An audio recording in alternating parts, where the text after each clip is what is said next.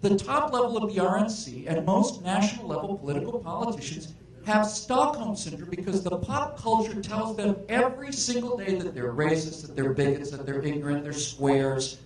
You know, they just beat them up. And it takes a special kind of person to get past that point. I'm one of those people because I've got nothing to lose. I just don't care. I don't care what people think about me anymore. I just don't care. It's not important. What I care about is I care about being true to things that I know are true.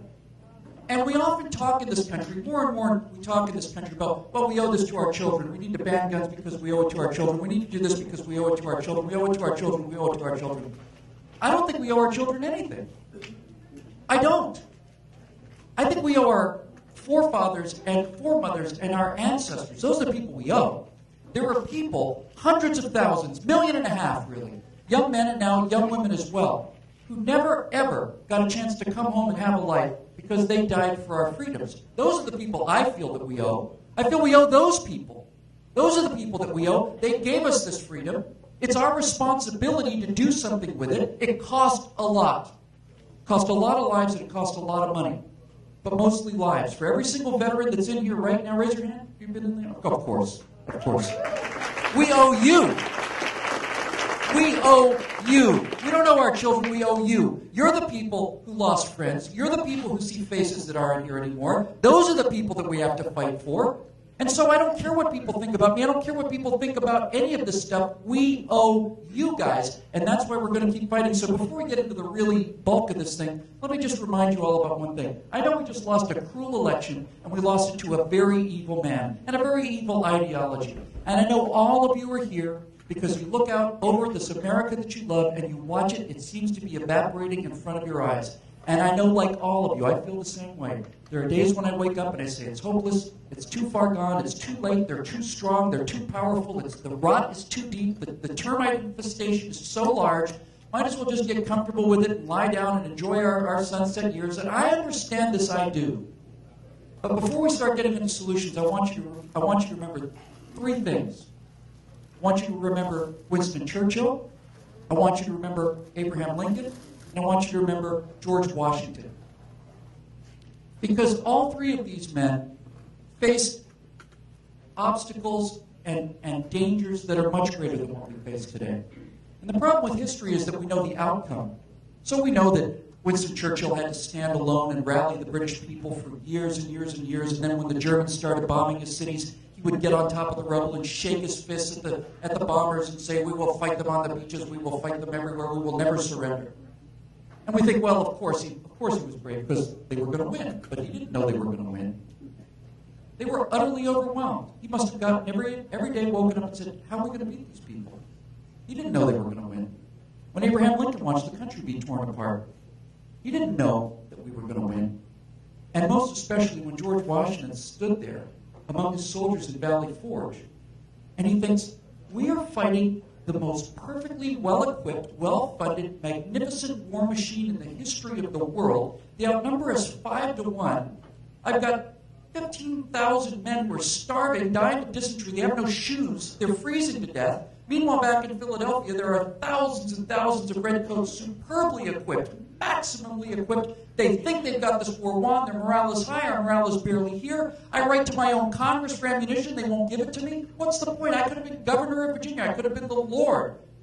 All of these people woke up every day and had those same doubts and those same thoughts that you had. Every single one of them did. George Washington did. Abraham Lincoln did. Winston Churchill did. And some days they must have thought it was all over. But every single day they got up and they made a decision and they said, well, maybe we will lose this fight tomorrow. But we're going to fight them today. We're going to fight them today. We're going to fight them until we can't fight them anymore. We're just going to keep fighting until we can't fight them anymore. And I haven't reached the end of that fight yet. And I'm not going to reach the end of that fight till the day I die.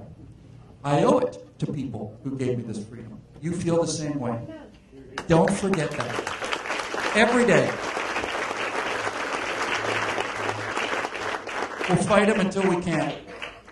And don't forget how dark things looked in World War II, and how dark they look in the Civil War, and how dark they looked for years and years and years during the Revolution. Don't forget that. We know the outcome. We know it was a happy outcome, but don't forget how scared people were, how terrified they were, how utterly convinced that it was hopeless. Don't forget that, because it's not hopeless. If I thought it was hopeless, I'd be up in the hills stocking up on beans and ammunition, which I might do anyway, because it's not a bad idea.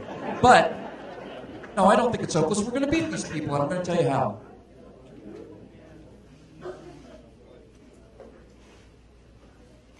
One of the things I started thinking about after this election, I was in a group of conservatives in Los Angeles, conservatives in Hollywood, and when they called Ohio, everybody started crying, and everybody started, my phone rang about 9 times, I got all these different texts from people, and I realized I needed to immediately get out there, so I went right back to my office and did a live web broadcast. And the thought that occurred to me right after they called Ohio, it's probably sour grapes, but I don't care, that's as good a motivation as anything.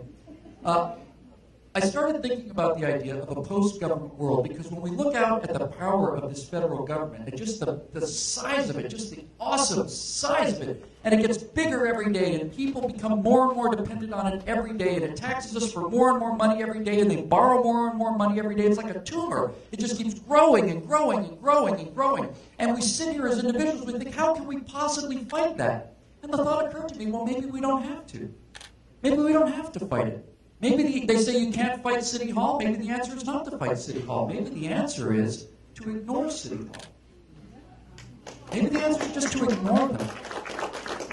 And I started thinking along these lines, and it started to occur to me, what would the post-government world look like? What would a post-government world look like? Now, we'll always need some kind of government. But when I say a post-government world, I mean this gigantic state that we've managed to inherit. And then I started thinking about something that a really remarkable senator, a congressman, one of the brightest guys ever in Congress. Now, that's not a high bar to clear, mind you, but this guy is actually great. And his name was Thad McCotter, who's a representative from Michigan, a smart guy. And I heard Thad McCotter speak one day, and he was talking about how the shape of the government always follows the shape of the economy. That it lags behind what the economy is doing, but the government slowly evolves to match what the economy is doing. And I started thinking about these thoughts, so stay with me for a second, because it's really important. There have been really 3 different waves of human history, 3 different major waves. We were hunters and gatherers all the way back to the Garden of Eden, but all of a sudden somebody figured out how to grow crops. And the first age of human civilization was the agricultural age. And that lasted 7,000 years. They figured out how to do that 7,000 years ago back in Babylon. Back where Iraq is right now, as a matter of fact. We just liberated the most ancient place in the world. And they figured out how to grow crops. Now, if you grow crops, you don't need to move around all the time. So if you can grow crops, you can have cities and communities. And instead of everybody being a hunter and a gatherer, since somebody is out there growing enough food for everybody, then you can start to have poets, you can have doctors, you can start to divide labor, and you start to get civilization. So this first wave was an agricultural wave. There was no industrial revolution, there were no factories, just farming. And our founders, if you think about it, our entire theory of government came to us from people who were part of a first wave agricultural society. The founders were living in an agricultural age. And our Constitution and the system of government that we love so much is actually a product of a farm-based society. So when you talk about things like gun control, it just simply wasn't conceivable to the Founding Fathers that such a thing would even be it's just utterly beyond their imagination. You're living on a farm, you're 500 miles away from the nearest fort, you're out there surrounded by Indians and Texans too, for that matter, whatever, you're out there in the middle of nowhere. No one's going to control your guns, or you're out of your mind. Your nearest neighbor is a 2-hour ride away. It's insane. It never was even on the table. So the Founding Fathers gave us a government and a constitution that valued all of the things that an agricultural community values. It's very dispersed, so it's self-reliance, self-sufficiency, responsibility, individual freedoms. Things like gun rights go without saying. The right to speak your mind. And that's the kind of government that we had. It's not the kind of government we have now. Because what changed was the economy. The economy changed. We entered at the end of the 1800s, after the Civil War, and certainly in the early 1900s, all of a sudden the economy changed. We entered the Industrial Revolution. And the Industrial Revolution meant cities. The Industrial Revolution meant that you have to have a bunch of factories in one place, and you have to have lots and lots of people come from the country, and they have to live in cities to run these factories. Factories have to be very close together so that they can move their goods and services back and forth. and we developed an urban, city-based economy. And the government changed in order to administer that economy. So if you think about all of these awful, awful, awful amendments that came as the progressives got into power in the early 1920s, the 16th Amendment, and income tax, and prohibition, oh, wait a minute, that's a bad idea, let's undo that. All of this stuff is a result of the government trying to become an industrial era government, trying to be very control-oriented, very centralized. And the point I'm trying to make here is our economy is no longer an industrial economy, but we do have an industrial era government. What does that mean? It means that the government right now is designed to run an economy that doesn't exist anymore. We all grew up, all of us, in a time of what? We had 3 TV networks, right? ABC, CBS, and NBC. We had 3 car companies. We had Ford, Chrysler, and GM. We had 1 telephone company, Bell. Those days are gone. But we still, and if you worked at a company like IBM, you'd be there for 45 years, you get the gold watch, you get pensions. Those days are gone. But we still have this very, very rigid, big, fossilized, stupid, fat, lazy, gigantic, centralized monstrosity of a government. This giant, centralized, top-down thing that's designed to organize very few factories, very few businesses, unions, and all this other stuff. It's this giant, vertical, rigid, stupid, gigantic weight.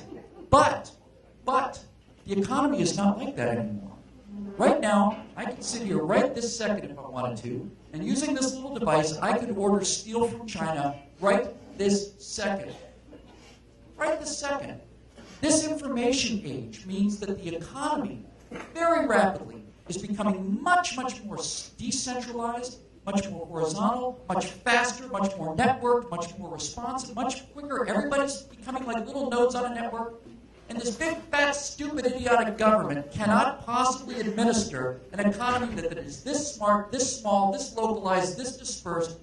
The point I'm trying to make with this whole thing is simply this. It didn't matter if Mitt Romney or Barack Obama became president because the government, as we understand it today, will not survive in its present form. It simply cannot do it. It can't do it. The economy is changing too fast for this government, and that government is going to collapse one way or another. We can see it collapsing in front of our eyes because of this spending. But the point is, young people today who generally don't tend to vote conservative or Republican understand this perfectly. They understand the idea of something like a menu-driven government, where the government does very, very little, and then you select the things that you want. I know this seems revolutionary, but it's really, really important that we understand this. Conservatism is going to become the philosophy of the future because conservatism is about being left alone. And as this giant, heavy, centralized government sinks into the quicksand, our philosophy will be all that's left. This centralized, top-down, power-hungry control state that these Democrats and Barack Obama believe in is over. It's like a gut-shot animal wandering off in the woods to die. They don't know it yet, but it's true. It's true. It can't survive. It won't survive. It cannot survive in this economy. So, what do we do? What do we do as conservatives? How do we get there from here? Well, what we have to do, as I said, is we can't fight City Hall. We can't. And really, what this government wants more than anything is for us to break the laws. Why, by the way, every single person in this room right now, these people pass thousands and thousands of laws every day. Every single one of you, right this second, I promise you, is in violation of some law, or 5 laws, or 10 laws that you don't know exist, but you're all in violation. Every one of you. Some regulation right now you're breaking. I promise you. Why do they do this? Why do they do this? Why do they pass thousands and thousands of little laws for people like us, the little people, and yet ignore the First Amendment and the Second Amendment and the Fifth Amendment and the 10th Amendment? Why do they do it? Well, because you cannot coerce free, innocent people. But if everybody's a criminal, it's just a law enforcement problem, isn't it, to get you in line? It's just a law enforcement problem then. So, how do we deal with this giant state that's wandering off in the woods to die? It can still wield enormous power over our lives. What do? We can't fight them. What I mean by that is, we can fight them, but we can't fight them directly. We can't break the laws. We have to pay our taxes. So what's the answer? Well, I think the answer is something that I've been calling parallel structures. Parallel structures means that if we think that government is bad, and we all do, right? We all think there's nothing. Look, We as American citizens interact with our government right now in 3 places: at the DMV, at the passport office, and at the post office. How do those experiences work out for you? Are they pleasant experiences? Why? They're unpleasant because there's no motivation, because no one is motivated to do anything. So, if we actually believe that the government does things worse than the private sector, and this government is getting bigger and bigger and bigger all the time, and we can't fight it directly, we can't break the laws because that's what they want, we have to pay our taxes, what do? Well, we have to build a parallel structure. We have to build something that does the same job as the government, but does it better and faster and cheaper. All 3. I'll give you a great example of a parallel structure. Public schools in America used to be the envy of the world. People would come from all over the world and come to America to see where every single person in the country got an education that was magnificent, for free. Now our test scores were 16th in engineering and 34th in math, or whatever these numbers are. So, the government has taken over the schools. The more money the Department of Education spends, the lower the test scores get. So what do we do about that? Nothing. We can't change that. It's too powerful. So what's a parallel structure? Homeschooling. Homeschooling's a parallel structure.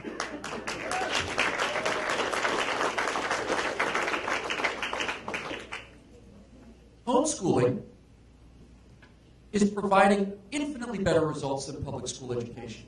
And homeschool children are getting much higher test scores, and they're much happier than public school children. Now here's the beautiful thing about something like a parallel structure like homeschooling. The beautiful thing about it is you don't have to go with a gun or a rope and convince every single person in the country that they need to homeschool their kids. All you have to do is homeschool your kids, because your kids are going to get higher test scores than their kids. And that means that their kids are going to be working for your kids. And they don't like that. And nobody likes that. Nobody likes that. So as homeschooling becomes more and more popular and more effective, by the way, remember I said third age information society? Great example is homeschooling, because now with homeschooling there's all kinds of online teaching aids, all kinds of online courses. People can organize. Just here in Ramona, we don't have to solve this problem nationally. In Ramona, you can set up little websites, so instead of everybody having to teach every subject to their own kids, you get people to teach one subject a week. And by the way, I just want to make a quick little detour on this homeschooling thing, because I think, as far as homeschooling is concerned, I think right now the single greatest national resource available to America today that is untapped is our retired people. I simply cannot believe that we would let this much expertise, this much talent, this much experience, this much skill, this much knowledge just go to waste. It's an utter tragedy. It's a catastrophe. On one hand, we have the worst educated population, the worst educated generation in American history. And on the other hand, we have this pool of people who are retired, who are living longer and living healthier, and they have so much information, so much love of country as well. No one's asking retired people to go back to a 40-hour-a-week grind. They've earned their rest, certainly, but I don't think I know a single retired person have I ever met, who wouldn't like to do an hour or two a week as an engineer, teaching engineering students who self-selected themselves, who wanted to learn. You think about the incredible amount of information and skill sitting in retired people. You put that together with homeschooling, and you have got the most magnificently educated group of kids in the world. In the world. And it's not just for the kids. We have got to save this. We've got to save this information. I don't mean to sound like I'm hurrying any of you along, but honestly, we can't go back to the moon now. We can't build the Golden Gate Bridge anymore. The people who know how to do that are retired. People today don't know how to do it. We're getting stupider out there. We cannot let this experience and this knowledge just pass away. We've got to save it. We've got to reach forward and grab it and put it in the heads of young people so they can use it. It's just one example of a parallel structure to government. And there are hundreds if you think about it. And so the beauty of this idea is simply this: we don't fight them. We don't fight Washington. We have to pay our taxes. We have to obey their laws. But what we do is we go out and do things better. And as we do them better, more and more people will want to be part of it. Of course they're going to want to be part of it.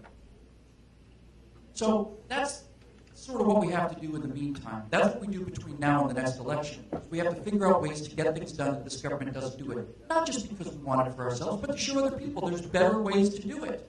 and do it locally. What works in Ramona doesn't work in San Francisco. Thank God. But the second thing we have to do ultimately is we have to change the tone in Washington. We have to change Washington. Because ultimately, look, let's just deal with facts here. This is a smart move politically, but it's also true. If you take a look at the country and divide it into Republicans and Democrats, it's more or less 50-50. But if you look at the country and divide it into the people versus Washington, it's 91% to 9. Right? It's 91% to 9. Now, if you think about it, if we rephrase these arguments not as Republicans versus Democrats or liberals versus conservatives, but the people versus the government, and that goes 9-1 in our favor, isn't that kind of a conservative message? Don't we want people PO'd in the government? I do.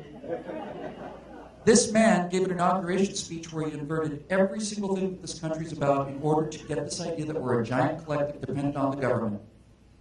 But people hate the government.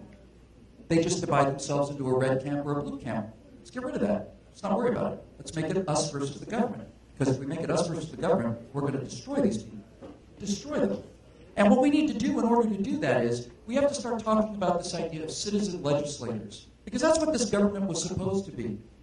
It's supposed to be citizen legislators. The idea of somebody going to Washington for 52 years, like Robert Byrd did. Robert Byrd was elected a senator before I was born. Now, I know I look marvelous and young for my age, but nevertheless, it's still half a century. Right? He was there before there was color TV. He was there before touch-tone phones. He was there before, probably just electrifying the Congress when Robert Byrd was elected. And these people don't have any meaningful information. Our entire theory of government is that people like you or like you or like you would go from running a tire store. Maybe you're a housewife or a teacher or you've got a dry cleaning business. But you know what's going on in Ramona. You know what's going on today in Ramona. Not what happened 50 years ago or 30 years ago in Ramona. You know what's going on right now. You're supposed to take your experience and go to Washington and do a term, maybe 2, but that's about it, and come back home again. Let somebody else go with new experience. The kind of people we need for Congress are the kind of people who say, I can't possibly run for Congress. I've got a business to run. I can't leave my business. It's exactly the kind of people we need. You know how to run a business. You know how to balance a budget. You know how to produce a budget. You know what has to be cut and what has to stay. You know what's essential and you know what's waste. You know how to meet a payroll. You know how to manage employees. I think these would be useful skills in Washington. Maybe I'm nuts. But they don't have anybody who knows how to do that. They only have people who know how to go around, knock on doors, make deals, and sell out everything they believe in. And this is as true for the Republicans as it is for the Democrats. By and large, it's pretty much the same deal.